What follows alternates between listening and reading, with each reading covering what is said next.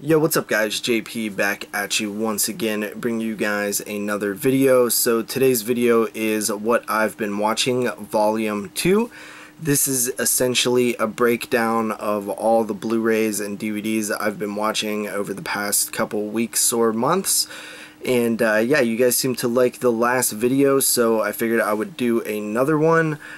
This is Volume 2, and I have a lot of cool stuff here that I've been watching, so let's get into it. So first up here we have Insidious The Last Key, coming to us courtesy of Universal and Blumhouse. This is the fourth Insidious film. It stars Lin Shaye. I think Lee Winnell wrote it, but he didn't direct this one. And yeah, it's the fourth film, so what do you expect out of Insidious going into the fourth film? Well, first of all, let me say I saw this in the theater, and I was really excited to see it because it was one of my most anticipated horror films of 2018 going into 2018. I made a video, I believe the first Top 5 Friday was the most anticipated 2018 horror releases, and Insidious The Last Key was actually one of those films. So I kind of expected more of the same, and that's pretty much what I got. This one follows Lin Shaye and kind of gives more of her backstory, her history, her childhood, and that was really interesting. I was happy to see them sort of piece together more pieces of the Insidious puzzle, and I thought that it had decent scares. But if you're not with the Insidious films at this point, you're not going to like Insidious 4 or Insidious The Last Key, because it's just more of the same. For me, it's comfort food. You know, I love the Insidious films. 1, 2, and 3 I think are very solid. I would rank this somewhere up with like the second or third best. But I like the second, third, and fourth one pretty much equally. You know, maybe one or two slightly ahead of the other one, but the first one is way better than the other three, but at the same time they're all very similar. And I ended up liking Insidious 4. It didn't blow me away because I don't think it really can at this point. It's just the same type of movie, same type of jump scares, same type of vibes. I feel like there are fans of this franchise, and then there's people who aren't gonna like it. And if you don't like if you didn't like 3, you're definitely not going to like 4. If you didn't like 2, you're probably not going to like 3 and 4. It's just the same thing over and over again. But I am extremely okay with that. I hope they make 4 more of these things because I like them. I have a good time watching them, and I like this franchise. So that's Insidious, The Last Key. I think I gave that one about a 7.5 out of 10. This next one here is from Vinegar Syndrome, and it's titled Blue Vengeance. This one was very interesting. I watched it a while ago now, so it's a little loose in my memory, but I believe it was about a convicted murderer who escapes like a mental hospital or prison. We follow this character, and he's very weird. I remember a scene where he stops and gets picked up, and he's hitchhiking, and he murders this guy, and then he picks somebody else up. It's really bizarre. It's kind of has this comedic beat to it. The guy seems really, really crazy.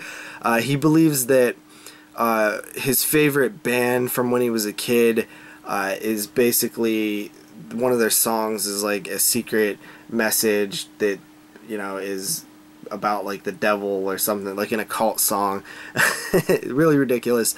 Meanwhile, there's a cop that is, I believe, trying to capture this guy. The ending is crazy. Really weird. Like, there's this like jousting scene.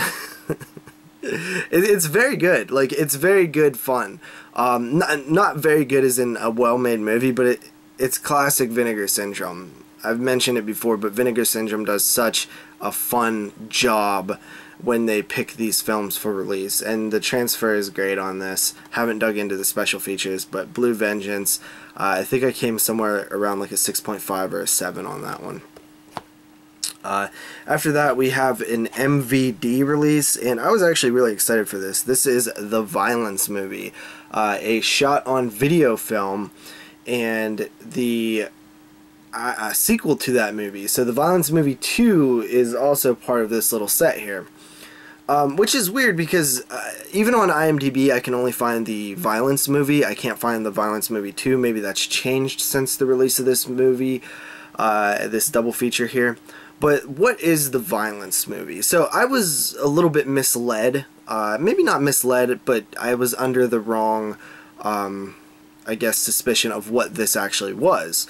So the Violence movie is a short film that is shot on video from the, I believe, the late 80s, early 90s, and it pretty much is like a Friday the 13th like inspired fan film.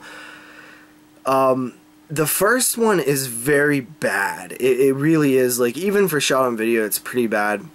There's just literal scenes where the person's head's supposed to be cut off, but like the frame, they're not out of frame enough, so like you see like their whole head pretty much, and that's funny to me. And I don't hate it, you know. I don't hate those type of movies at all. I actually very much like them. Even though I say they're bad, that doesn't mean I don't like them. So the Violence movie, basically a serial killer stalks this young kid for, I don't know, 15-20 minutes or something. It's a short movie, and then it kind of ends. And the Violence movie 2 is basically a sequel to that, or like a retread of that, but it's way better. People should be praising and talking about the Violence movie 2. They should be, you know, that should be the one that this release is all about, because the Violence movie 2 is a lot more fun. First of all, it's longer, and second of all, the same filmmakers, same actors are back, but this one has like stunts. They're fighting on top of a roof, and they're getting drugged by like their 1989 Honda Civic or something. You know, like it's just like they're attempting these stunts that are actually quite dangerous. You know, somebody could definitely get hurt while making this movie, but it oozes passion. These shot on video films, which is honestly why I like them, is it feels like these kids are so into creating movies, and they're so into the movie world that they want to make their own with no money and just all creativity, all just passion and drive, and I love that about these type of movies. So I highly recommend picking this up, especially for shot on video enthusiasts. It's definitely a cool little watch, as well as anybody who just likes to see weird obscure stuff, because you probably haven't seen this before. After that, we have another Vinegar Syndrome here, and this one is actually one that I have seen before, and that is Bloodhook. Vinegar Syndrome is really fun. I mentioned it with the Blue Vengeance, but this is the release that I was looking forward to. Bloodhook, it's a trauma film. I actually was expecting to not like this when I first seen it, because I typically don't like trauma, but I ended up really enjoying it, and I even enjoyed it more watching it in HD, which, by the way, the transfer is magnificent. It is a great transfer, and it really helps with these sort of cult movies that honestly shouldn't get this much love. They should not be this polished, but then when you see them this polished, you realize you're watching a movie about a fisherman slasher who kills people with fishing poles and giant hooks. And look at that cover. Look at that. Come on now. I used to hate stuff like this. I really did. But I think over the years my tastes have changed. And I think that happens a lot, actually. When I look back on my, you know, early 20s, I feel like I thought a certain way about movies, and then that rapidly changed between, you know, like 22 and, you know, 25. And now I'm into my 26, 27, and I feel different about certain movies. Like, I've come to like some of these trauma flicks now, and it's interesting how that happens, because I've definitely witnessed it happen with myself for many years with the way my tastes change. But yeah, this one's a lot of fun. It really is. If you're going to pick up a Vinegar Syndrome from, you know, the last couple releases, I would go with Bloodhook. It's a lot of fun. It is a little long, though. It's, you know, from the year 1986. I think it's probably, you know, close to 2 hours long. It's, you know, that's the one downfall of Bloodhook.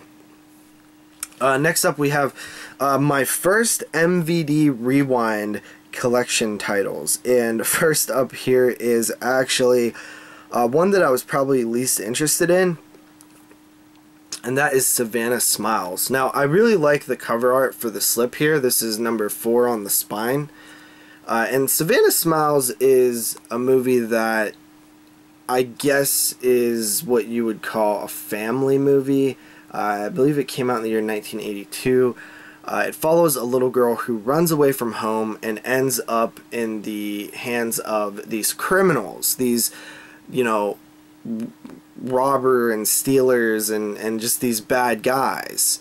And basically they melt their cold hearts. You know, the little girl melts their hearts, and it becomes like this commentary on, like, you know, everybody can be good at some point. I don't know, like, these movies just don't work for me that much. I did like the soundtrack. Like, the soundtrack, it seemed like it was made for this movie. Like, there was definitely some specific songs, but it's I don't know, to me, I couldn't take it seriously enough, I guess. Like, the criminals are bumbling.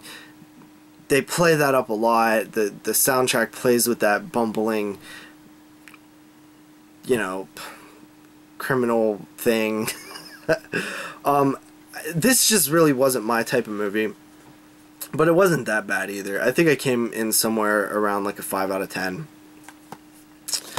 And after that, the next MVD Rewind was Return of the Swamp Thing. So, because I hadn't seen it in a while, plus we are covering 1982 in the next podcast, I decided to rewatch Wes Craven's original Swamp Thing on Blu-ray from Scream Factory. And I had seen this a couple times when it came out on Blu-ray here. I'd never seen it as a kid, but I used to watch the TV show a little bit.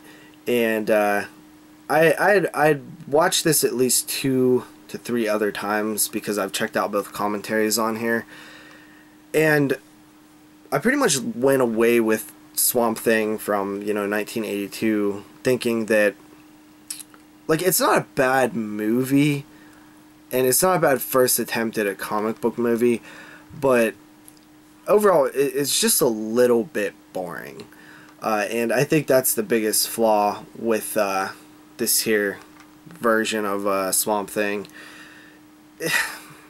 It pains me to say this, but this is not one of Wes Craven's best films.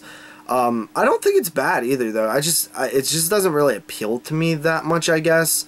If I was more into comic book movies or these sort of stories here, like, there's not much horror involved in Swamp Thing at all. Obviously, I'm a huge horror fan, but I definitely don't think this movie's bad per se. I think I would come somewhere in like a 6.5 out of 10 or 6. But yeah, that's Swamp Thing from 82. So I revisited that so that I could watch The Return of Swamp Thing, which is an MVD Rewind collection title. This is number 5 on the spine.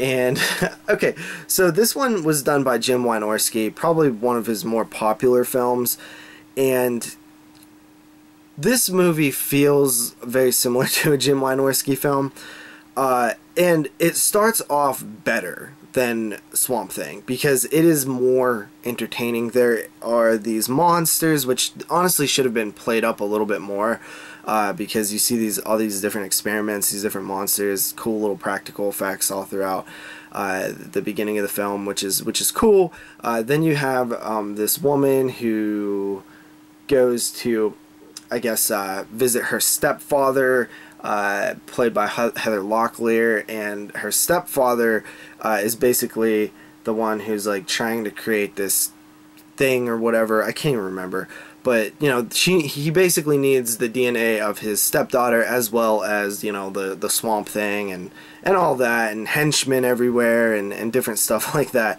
And it's, you know, a battle between the two forces. It's not bad. It's not a bad movie, but there is one thing that absolutely completely derailed this movie. Probably the most cringiest scene I've ever seen in a movie takes place in Return of the Swamp Thing. and it involves Heather Locklear almost like sort of falling in love, if you will, with the old Swamp Thing there, and my god, it is just one of the cringiest things I've ever seen. It instantly made me hate the movie. I was just like, I can't. I'm probably, people probably who've seen this probably think I'm being harder on it, but than I should be, but honestly, like, I'm not lying. It was so damn cringy, and just, I would have never put that in this movie. I know that, you know, typically, you know, like, the love story angle is in movies like this, you know, like, it's not on the outside what counts, it's what's on the inside, but the way that it is done in this movie is just so bad. It's so bad. Which made me think that this one is less good than this one. Jim Wynorski almost had a chance to direct a better film than Wes Craven based on, you know, a comparable film, but he just fell a little bit short, because most of the rest of the film is entertaining, but there's some like really bad acting in this one too by like these little kids. Anyway, continuing along here, we have one more MVD rewind, and that is Went to Coney Island on a Mission from God, Be Back by 5. And this is number 6 on the spine. And yeah, this movie, okay, so I had kind of seen this one floating around when it was announced, and I was like, what is that movie? You know, it just sounds weird, like has a long title. I had never heard of it in my entire life. But when I was reading the synopsis, I was like, okay, this sounds kind of cool. So I popped it in and I watched it, and I absolutely loved it. I thought it was a fantastic movie. It basically follows these 3 friends, but mostly these 2 friends who grew up together, went to school together, graduated, and, you know, kind of did their things. One of them is kind of like an alcoholic who's sort of a compulsive gambler who's addicted to gambling and in debt, having trouble with his high school sweetheart, and the other one is kind of a little bit more responsible, you know, working, but neither of them are overly successful. And the third friend is kind of MIA until the one friend who also has a disfigured leg, the alcoholic one, he hears that their friend, I believe Ricky, or was it Richie? I can't remember. Yeah, Richie. I think, yeah, Richie. So Richie is in Coney Island, and apparently, rumor has it that he's homeless and out of his mind. So these 2 friends venture out to Coney Island. It's winter time. It's becoming very cold, and the I guess tourist attraction isn't as popular at this point. It's kind of getting ready to close up for the winter, I guess. And they're sort of on this, you know, personal quest. These 2 learn a lot about themselves while trying to find their friend, which, spoiler alert, they eventually do, and it is kind of sad.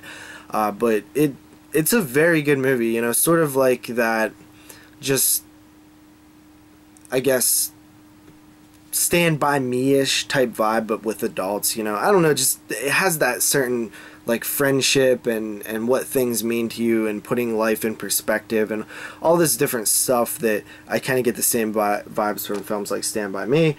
But I thought that this movie was very entertaining. The dialogue is very well written in this film.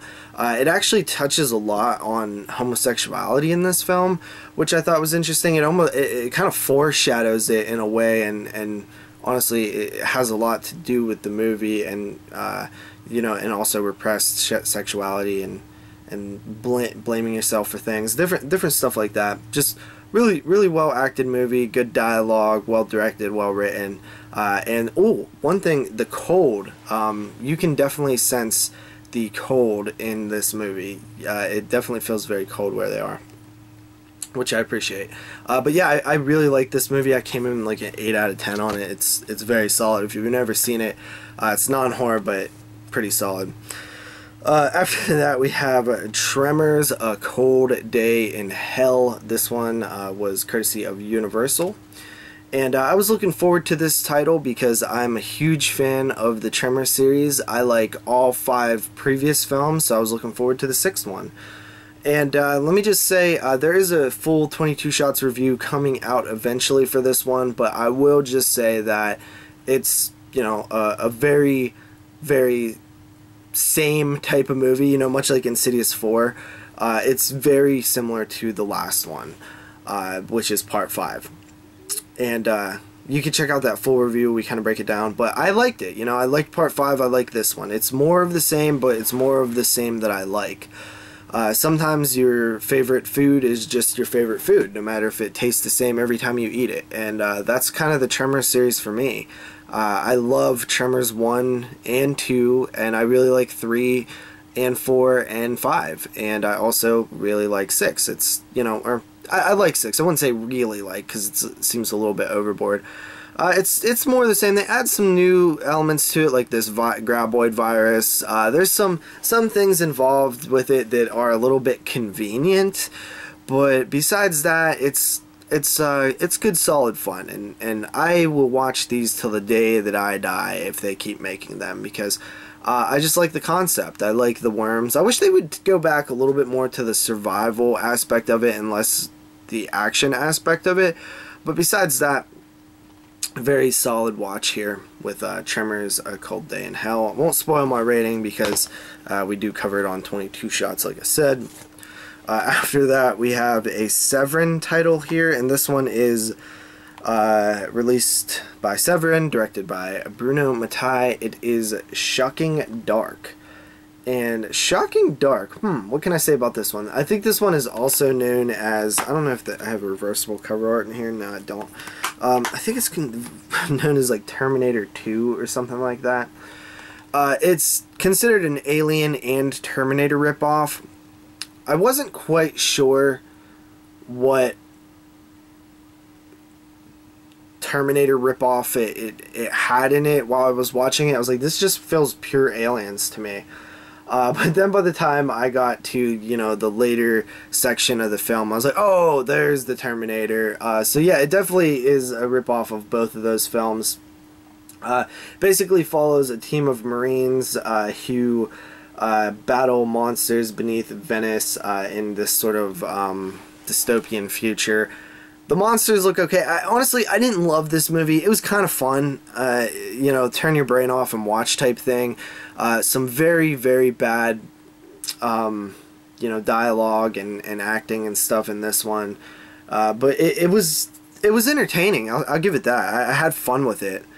It's kind of bland. I don't really remember much about it. I only watched it a couple weeks ago. But that's Shocking Dark.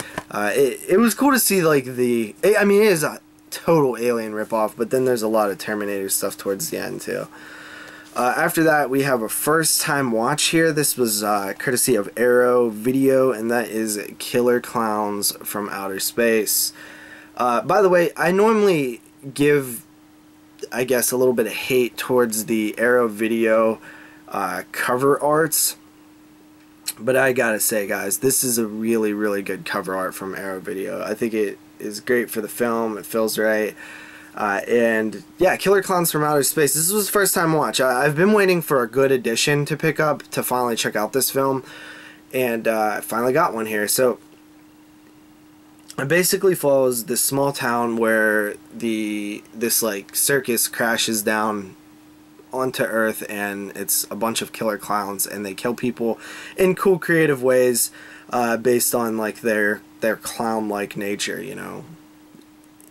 Man, okay, so I loved this movie. I thought it was really fun, really entertaining. It is obviously a horror comedy, but I feel like it is such a serious toned movie almost, where it doesn't feel like they're making fun of the situation or it's not over dramatic. It's just silly because they're clowns.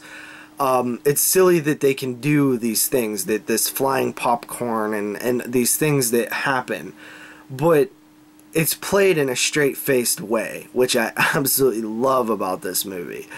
And I think that it's actually could be considered scary. Like, I think if you saw this as when you were a kid and didn't realize, like, that it's a comedy, because that happened with me a lot when I was a kid, I think you could find this movie kind of scary, which is pretty cool. But yeah, Killer Clowns from Outer Space, I absolutely had a blast with it. It's such a fun movie. It reminded me a lot of like the Blob, the original like 50s Blob, or maybe even the 80s too. But with, you know, killer clowns, so that's pretty cool. Like The Town gave me like a similar vibe and stuff. Just a really fun movie. I definitely, that is one that I will keep on repeat viewings in the future. After that, we have Basket Case, another awesome Arrow edition here. This was a film that I've watched so many times since since I've been keeping track of everything I watch, which is basically 2011. I started doing that. I've seen Basket Case more times than any